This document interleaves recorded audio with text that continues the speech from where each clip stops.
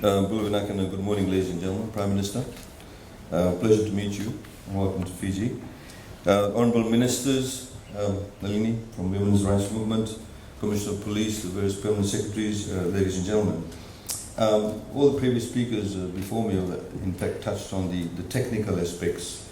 I'd like to talk about the wider issues pertaining to gender and indeed mainstreaming gender. There's certain fundamental issues, whether it's the legal framework, is the economic framework that we need to be able to address, and indeed how do they actually translate in practical equality mechanisms. There are four key initiatives in Fiji that we believe has fundamentally shifted the ground as far as equality for women is concerned. The Openminded recruitment system, we've seen it practically translate into more women joining the civil service and in fact holding positions that they previously did not. One key one, for example, is within the Attorney-General's chambers. Before it was really an old boys club. When we had the OMRS implemented, I think there were about 10 lawyers that were recruited, all of them were women that were recruited through an open-minded recruitment system. Because the criteria for selection was not closed, the criteria for selection was very transparent, it was very open. And again, the second batch of lawyers that were hired 90% were women again. It was not because we favored women, it was not because somehow or the other we skewered the OMRS to get more women, but essentially they provided a level playing field. And I think the point being is sometimes we have systems without actually realizing that there are certain inbuilt prejudices within that. Because those people who actually put the framework in the first place already had pre-existing prejudices or stereotypes, some of them unknowingly. It reminds me of one of my favorite poets, Sayed-Khaiyum, who was I think about 15th century mathematician, philosopher, but also a poet. And one of his stanzas, he says, a religious man said to a woman, said, "Woman, every time I see you, you're caught in a different snare of evil." And she responded by saying, "Oh Sheikh, I am what you say, but are you what you see?" And I think that's very poignant. That highlights that sometimes with a society that may have been very patriarchal in the way I do set up, the prejudices actually flow through all the systems. So if we were able to correct the systems, you'll already find the gender balancing taking place automatically. In Fiji, we started the free education in 2014. From early childhood all the way to year 13, completely free. Free textbooks, subsidized transportation. We have access to scholarships not based on any communalistic driven notions of accessibility, but in fact on an open-minded recruitment system based on capability and capacity. And today we find more women, more girls actually in schools than boys. We find more women in universities than ever before. And indeed, more than 50% of them are women. There are numerous stories in Fiji. We have had public consultations in budget since 2016.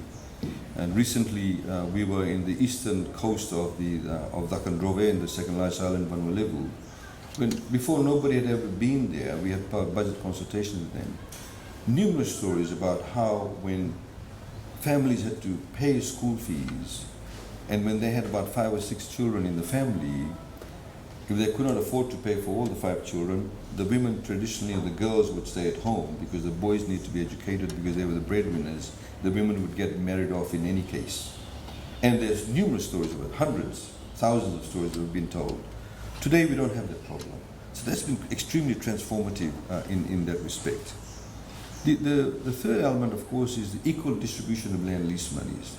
Today in Fiji, New Zealand, I think about 5.5% of all the land mass is Maori land, or 6.5%, I stand to be corrected, either one of those. In Fiji, 91% of all the land is indigenous owned, Itauke land.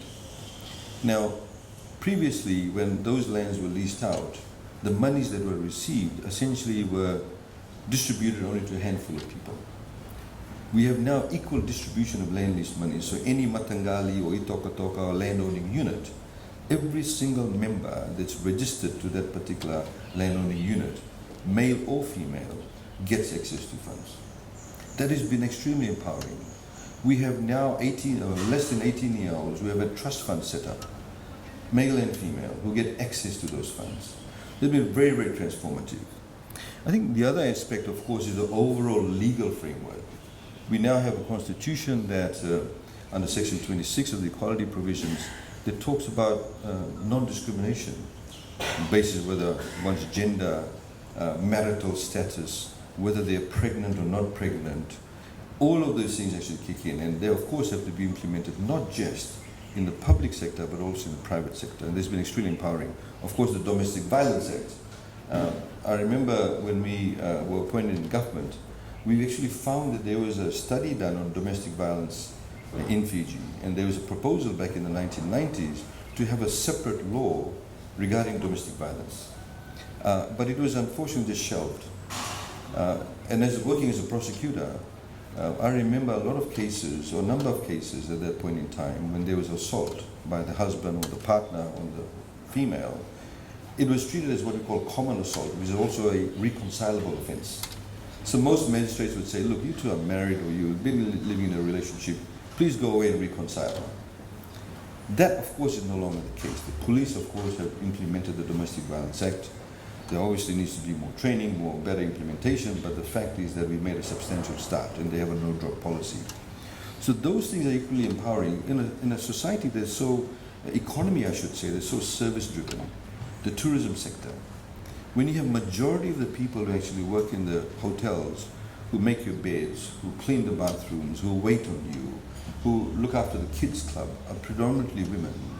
And purely from a commercial perspective, if they're being bashed up the night before, their ability to productively contribute at work or rate of absenteeism will actually increase. So having those legal frameworks, those mechanisms in place, not only provides justice, but also increases the productive capacity of society, but also addresses the gender inequalities that exist systematically. So I think, Prime Minister, I wanted to also thank you for the budget support, the direct budget support you provided to us during the pandemic. Minister Koya talked about the micro, medium enterprises, the small enterprises. When you come out of Nandi Airport, as we've said continuously, there is this outside the airport perimeter, you'll find a lot of trees there behind the bus shelter. And over there, you have a lot of women, in fact, who sell boiled evi, which is our local Fijian chestnuts, or boiled lovo packs, or roti parcel, or mitai, what we call sweets. Their customers actually weren't the tourists. Their customers were the people who worked, Fijians who worked at the hotel, who worked at the catering facility, who worked at Fiji Airways. When those three entities are no longer functioning because of the border closures, they no longer have income. So we embarked on a massive, what we call, unemployment benefit for the informal sector. And we rolled out, all up, together with the formal sector, about $432 million, just providing unemployment benefit. A significant number of those people were women. If you go to the hotels today, you'll find women stationed along the corridors, etc., who may be from the local villages, who are making handicraft. They're not employed by the hotel, but they're given a space by the hotel to come and sell their wares. So of course, when the hotels were shut down, and only locals were only attending there, they had no business. So we provided a lot of concessional financing to them in the past couple of years, and the direct budget support which you provided, of course, has helped significantly. You can do always better than the Australians. They gave us a bit more, so this budget will be a next test. So we look forward to that.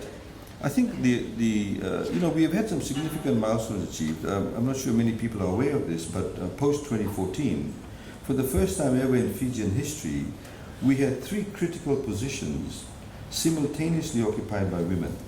The Secretary to Cabinet was a female. The Speaker to the House was a female. The Secretary General to the Parliament was a female. All 3 of them simultaneously. We never had this situation before. So I just wanted to also very quickly, from a technical aspect, also highlight that we've been working very much on the public expenditure financial assessment, which is rolled out by IMF and PIFTAC, and we work very closely with them. And within that framework, we have the gender responsive budget, and we continue to work on that basis. I'd like to also publicly acknowledge, apart from the 2 pilot ministries, Ministry of Women, Children, Poverty Alleviation, Ministry of Commerce, Trade, Tourism and Transport. We also have now Ministry of Education, Youth and Sports, Agriculture, Forests, and the permanent secretaries are here, Women, Rural Poverty Alleviation, Fiji Police Force, the Commissioner is here, Fisheries, and of course MCTT, who are now part of the wider group. I think the main point that I would like to make, of course, is looking into the future. As discussed yesterday in the leaders' meeting that we had, that going forward we have a number of challenges. Notwithstanding the fact that government's expenditure was halved overnight by 50% because of COVID, we still insisted on providing the healthcare facilities. We have expanded our services to GP, private doctors. We continue with free education. The stagflation that the world is going to face very soon will pose also enormous challenges. And we have to ensure that in that prioritization or reprioritization, not just of government expenditure, but household expenditure, we do not in any way neglect the resources that's required for children, in particular girls and also women. And that's critically important for us. And I think that's a major factor for us in terms of planning the budget. So thank you very much for your support. We also would like to talk to your government in respect of the way forward in terms of our collaboration. What are the areas of focus we have and how we can collaborate to be able to build the capacity so we no longer have people being dependent but actually start standing on their own 2 feet. Prime Minister, before I finish off, I'd like to firstly, given this budget week, present you a very small gift. Which is actually not very small, but very significant. As you know, we won our first gold medal in Brazil. So we issued our first $7 legal tender, which is both vertical and horizontal. And so that was issued. You can spend it for legal tender. And then last year, of course, we won the Tokyo Olympics. We again won the gold medal back to back. Now women actually won the bronze medal.